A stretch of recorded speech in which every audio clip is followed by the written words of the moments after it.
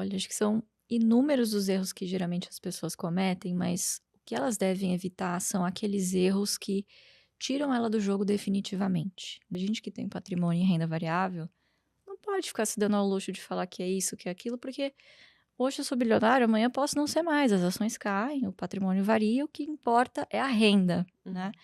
Eu acho que a gente deve caminhar cada vez mais para isso. Como eu tenho empresas, se esse for o futuro, quem sabe um dia eu não recebo os meus dividendos em criptomoedas, né? Sim, Então, verdade. De por en algum jeito você vai participar. de algum jeito, acho que se esse for de fato o futuro, eu vou estar por lá, né. Por enquanto, não tô. Investir é uma atividade para a vida inteira.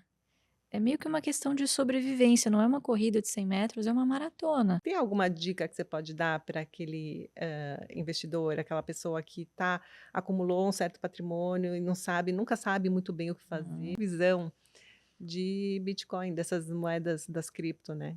É. Eu acho que como o mercado é algo que vai se desenvolver muito ainda, né, tem bastante chão, inclusive para campo regulatório, e tal. Uma das coisas que Você começasse contando um pouco da história do teu pai e do propósito de você ter criado a AGF. ai, que legal. Então, primeiro, né, para quem não conhece, a AGF é Ações Garantem o Futuro, é o acrônimo de um estudo que meu pai fez na década de 70 para provar que ele não estava ficando louco, que esse negócio de dividendos dava certo mesmo, Funcionava, sim. exatamente. E dividendo também, para quem não sabe, ele é uma parcela do lucro das empresas que é dividida para os seus acionistas, né. Então ele na época fazia tinha alguns trabalhos, mas um deles era como auditor, e ele era responsável por assinar os balanços e inclusive autorizar o pagamento dos dividendos aos controladores, né, que o contratavam. E aí ele começou a perceber: "Poxa, essas empresas para qual eu trabalho são empresas de capital aberto, são listadas". Eu posso ter um pedacinho dela. Exatamente, eu posso fazer exatamente igual ao controlador, só que ao invés de eu ser um grande dono, eu vou ser um pequeno dono de um grande, já consolidado negócio. E aí ele, sempre muito analítico, sentou para fazer os cálculos e falou: "Olha, bate, por conta do juro composto. Se eu aportar, né, investir todos os meses em boas empresas, pegar esses dividendos e reinvestir, ao longo do tempo eu vou ter ali uma carteira, eu vou ter, né, um patrimônio que vai me gerar renda suficiente para eu não depender de terceiros ou do governo, né". E aí ele começou isso na década de 70 e não parou mais. Já são quase 60 anos fazendo a mesma coisa e aí ele me fez o bichinho me picar também, né, das ações. E aí Sim. começou a investir para mim com 14 anos. 14 anos. É, comecei a investir com 14 anos, em 2008. E ele tem uma história muito bonita, né, ele filho de imigrantes, perdeu o pai com 1 ano de idade. De onde eram os pais dele? O meu vô era da Itália e a minha avó espanhola.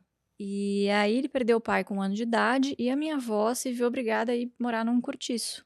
Então ele dividia um quarto, sala e cozinha com outras famílias também de mães solteiras ou viúvas, né, então eles viviam de fato na à margem da sociedade, né, Ele é e filho único? ele é filho único. Então sempre foi o homem da casa desde muito pequeno, né, então foi engraxate, foi o primeiro ofício dele, foi aprendiz de alfaiate, né, e uma das condições que a minha avó colocou é o seguinte: "Ó, você trabalha, você me ajuda em casa, mas estudar é sua obrigação. Para você ser alguém na vida, diferente de mim, você vai estudar", né.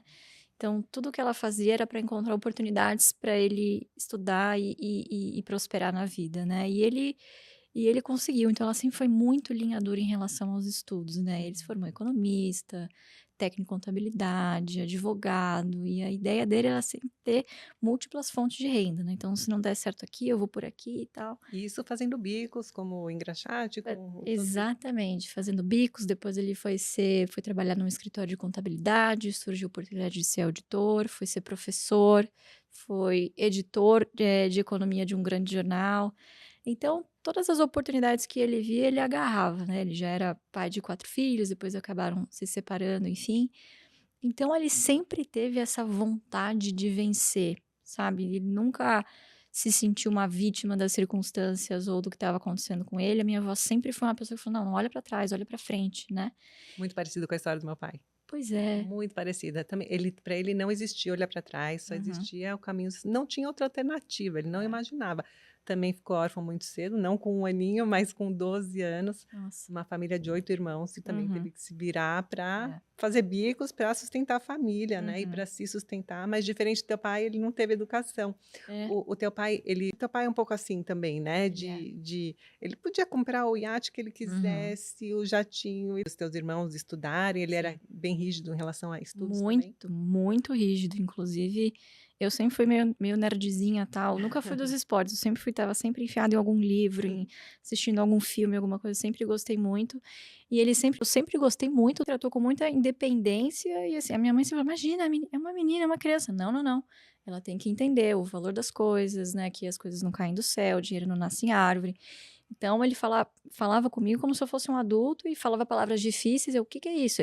"Vai procurar no dicionário". Vai aprender. É, vai, né, então ele sempre me instigou a querer ter as minhas próprias conquistas, né. E ao mesmo tempo ele foi muito sábio também, e eu acho que essa é uma grande dificuldade de pais hoje, né, que principalmente que tem negócios, que querem levar, né, enfim, para frente um negócio familiar, é justamente como você levar isso com naturalidade, sem aquela obrigação do Uhum. herdeiro, do sucessor continuar no negócio, né. Então ele me fez, eu me apaixonei pelo que eu faço hoje, né. Então, é muito gratificante você ter uma família, ter um suporte ali que te mostra o caminho, Sim. né. E sou boa nisso, gosto disso e espero levar também para as próximas gerações essa paixão pelas ações. Para aquele investidor, Exata muito bem o que estão fazendo, sabe assim? Então é meio que você aconselharia?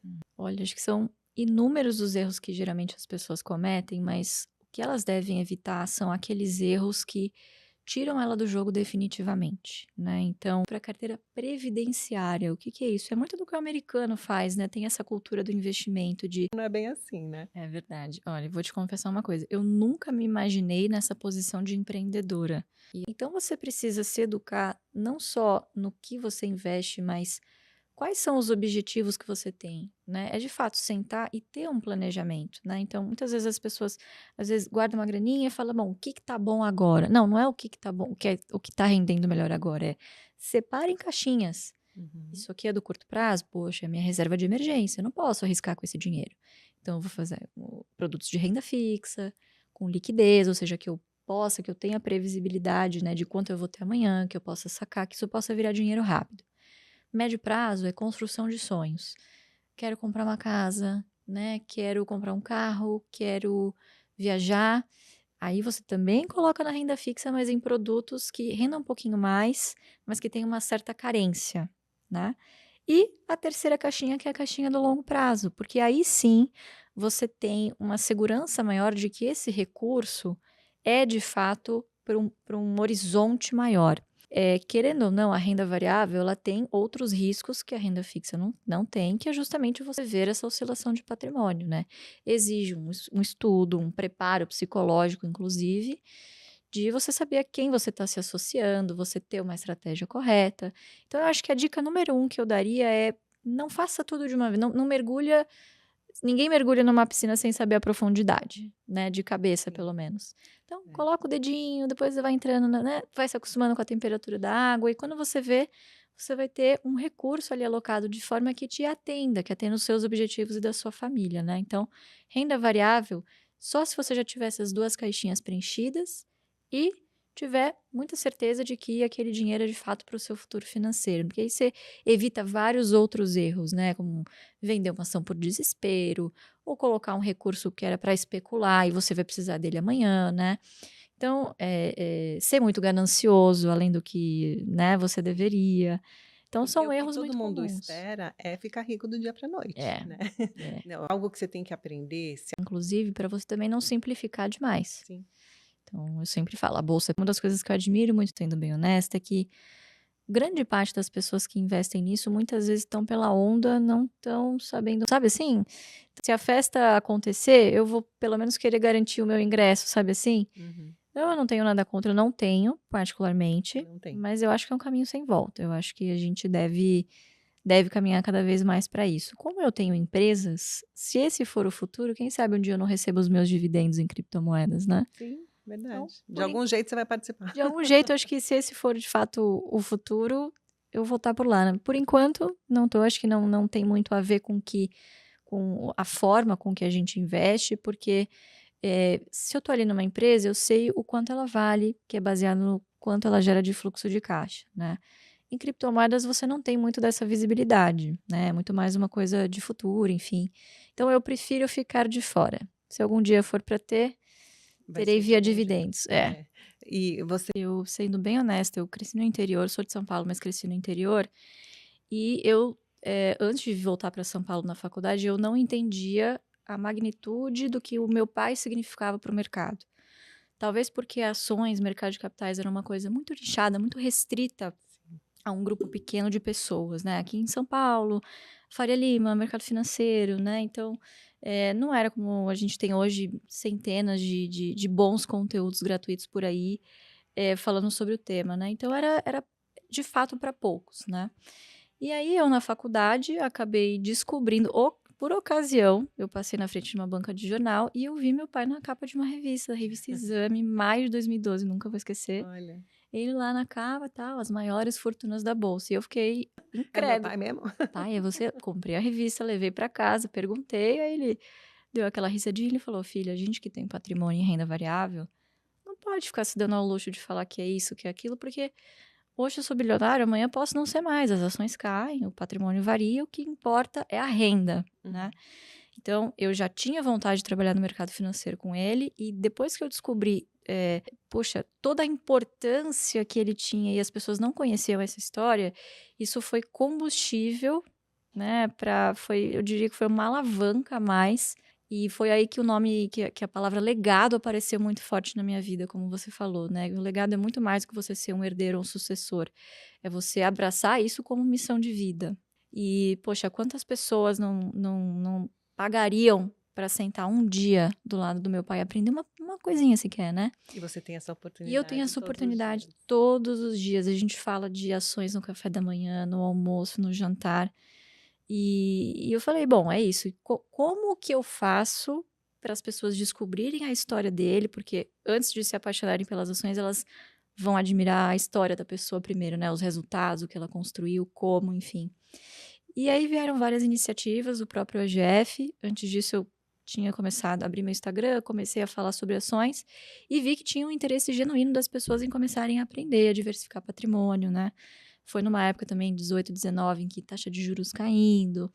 Então as pessoas queriam outras opções de investimento, né. E a gente começou a se posicionar, eu e os meus sócios no EGF, não como influenciadores de investimentos, porque isso tem um monte, Sim. mas investidores que influenciam. Hum, A ordem dos fatores aqui altera o produto, né, altera. porque a gente já tem a experiência, sabe o que está falando, né, então eu poderia muito bem chegar na internet e falar: "Fique rico, fique bilionário como o Barsi". Aquele papo de coach. É possível? É provável? Não, Sim. porque as pessoas querem chegar onde ele está, mas não querem passar pelo que ele passou.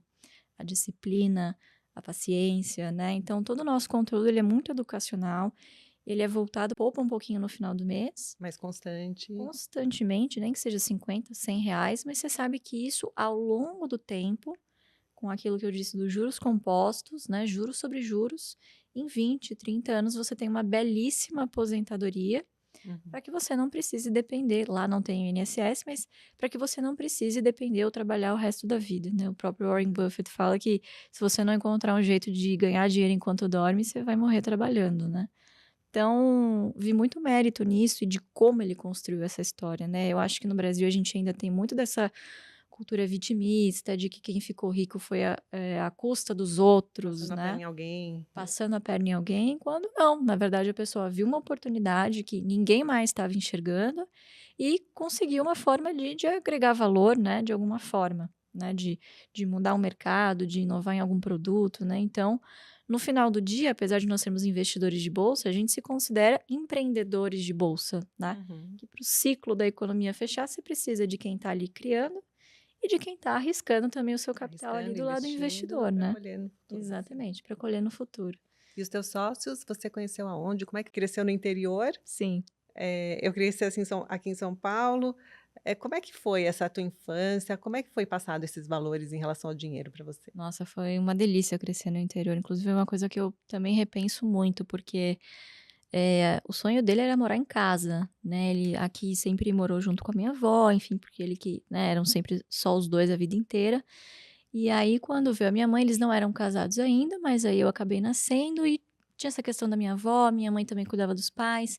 E aí quando eu tinha 5 para 6 anos, eles decidiram: "Não, vamos juntar", né. Então união estável, tal, e foram para o interior. Mariporã, cerca de 50 quilômetros de São Paulo, porque era o interior relativamente perto de Pertinho, São dá Paulo, para ir e então ele voltar. dirigia todos os dias ida e volta, tal. E o sonho dele era ter uma casa grande, com quintal, com um pomar, então a gente teve uma vida, muito privilegiada, óbvio, mas era uma vida simples, de Sim. interior, né, Mas inclusive você ia para escola lá, no eu ia interior? para a Não era escola aqui em São Paulo? lá. Eu estudei praticamente a vida inteira num colégio que antes era um internato, virou um colégio que chamava Instituto Mariporã, infelizmente não tem mais, mas era um colégio maravilhoso, era tempo integral e de manhã as crianças tinham as aulas normal e à tarde tinham as atividades, era meio que uma fazenda. Então a primeira série cuidava das galinhas, a segunda série dava para as Demais isso. cabras. Então a gente convivia com pavão, com várias aves soltas mesmo na escola, assim, era um clima muito gostoso, muito gostoso.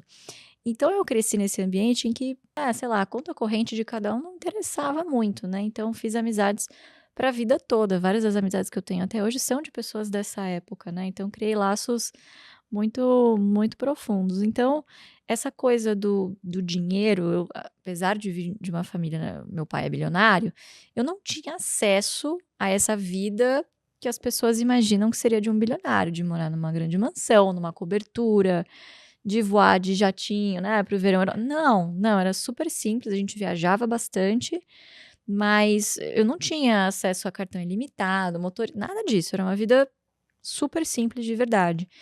Então eu acho que, só isso por si só já me ajudou a não ser uma alienada, sabe. E eu tenho algumas amigas, enfim, que cresceram de forma diferente de mim e tem um choque cultural muito grande nesse sentido.